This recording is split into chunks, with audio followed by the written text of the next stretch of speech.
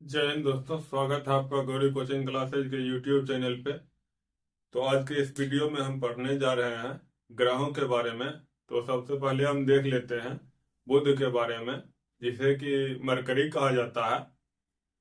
तो सबसे पहले हम लिख लेते हैं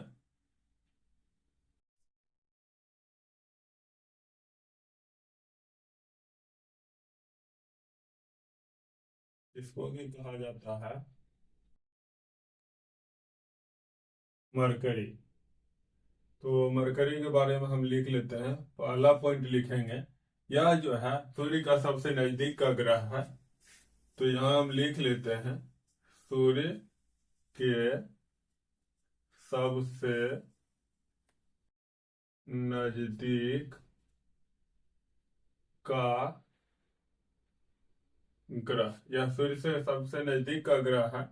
दूसरा पॉइंट इसके बारे में लिख लेते हैं, यह सबसे छोटा ग्रह है।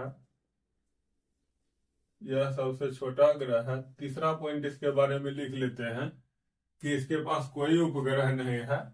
तो यहाँ हम लिख लेते हैं कोई उपग्रह नहीं है। कोई उपग्रह नहीं है। चौथा पॉइंट इसके बारे में हम लिख लेते हैं। चौथा पॉइंट है कि यह अपने अक्ष पर 58.6 दिनों में एक चक्कर लगाता है। अपने अक्ष पर लिख लेते हैं, अपने अक्ष पर 58.6 डेज में एक चक्कर पूरा करता है। एक चक्कर पूरा करता है। नेक्स्ट पॉइंट इसका हम लिख लेते हैं, यह सूर्य की परिक्रमा सबसे कम यानी 88 दिन में करता है। 88 दिन में करता है। अब अगला जो है हम लिख लेते हैं शुक्र के बारे में। नेक्स्ट हम लिखते हैं शुक्र के बारे में। इसको वेनस भी कहा जाता है।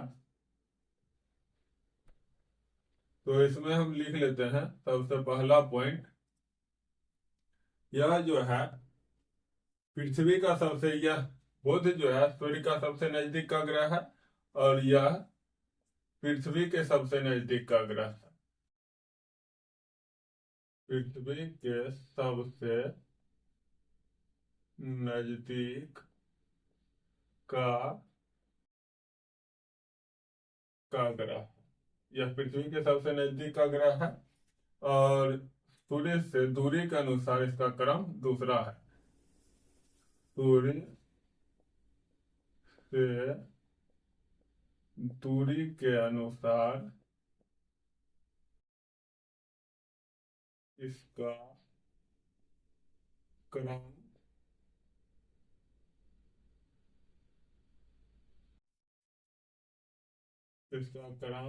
दूसरा है। है। तीसरा है पॉइंट, इसे सांझ या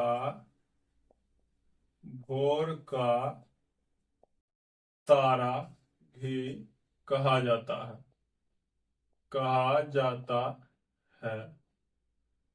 चौथा पॉइंट इसका हो जाएगा, यह सबसे गर्म गर्म ग्रह है। पांचवा पॉइंट इसके बारे में हम लिख लेते हैं, यह सूर्य की परिक्रमा 225 दिनों में करता है। 225 दिनों में करता है। छठा पॉइंट इसके बारे में लिख लेते हैं। यह अपने अक्ष पर 243 दिन में एक चक्कर पूरा करता है। एक चक्कर पूरा करता है। अब हम इसके बारे में लिख लेते हैं। अब आगे हम देखते हैं। ये जो है शुक्र, इसका एक पॉइंट और हम लिख लेते हैं। यह अन्य ग्रहों के विपरीत परिक्रमा करता है। यानी कि ये एंटी क्लॉकवाइज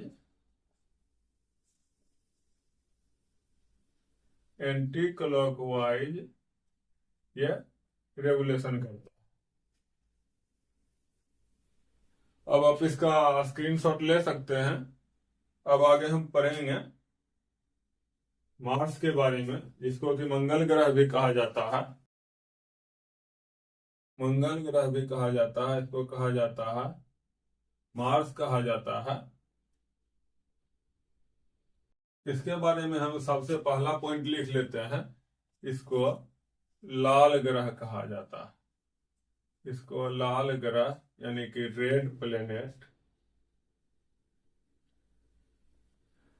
प्लेनेट कहा जाता है। दूसरा पॉइंट इसके बारे में लिखते हैं। इसको लाल ग्रह आयरन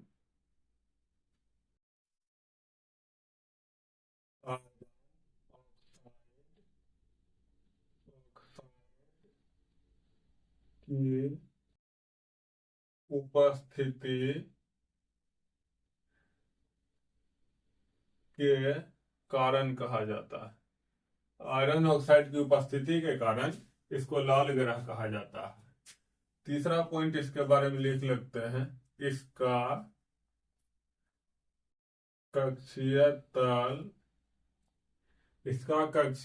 25 डिग्री के कोण पे झुका हुआ है। का कक्षीय तल 25 डिग्री के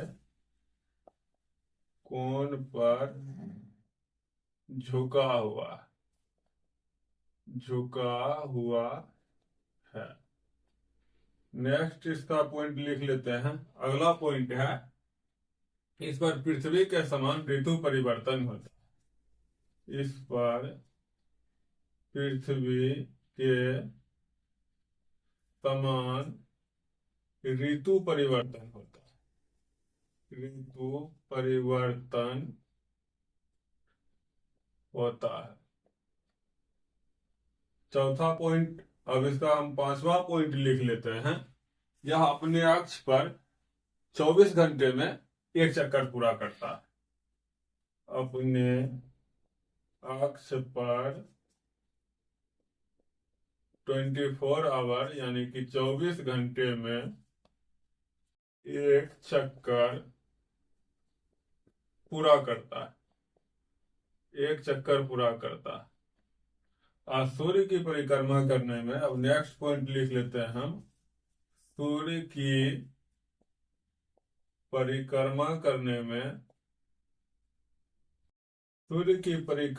करने में इसे 687 डेज यानी कि 687 दिन लगते हैं।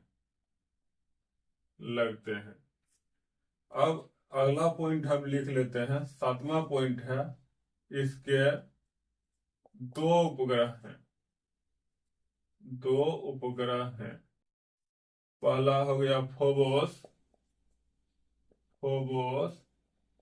और दूसरा डीमोस। अब इसका अगला पॉइंट हम लिख लेते हैं। ये हो गया, इसका 8वां पॉइंट हो जाएगा सौर मंडल का सबसे ऊंचा ज्वालामुखी, सबसे बड़ा ज्वालामुखी सौरमंडल का सबसे बड़ा ज्वालामुखी ओलिपस में से जो है, ओलिपस में से सौरमंडल का सबसे बड़ा ज्वालामुखी ओलिपस में से उपस्थित है, इसी ग्रह पे उपस्थित है। अब इसके बारे में हम नमा पॉइंट लिख लेते हैं। ये हो जाएगा इसका सौर मंडल का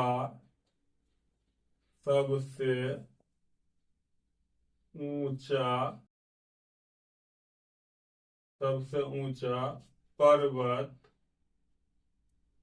निक्स ओलंपिया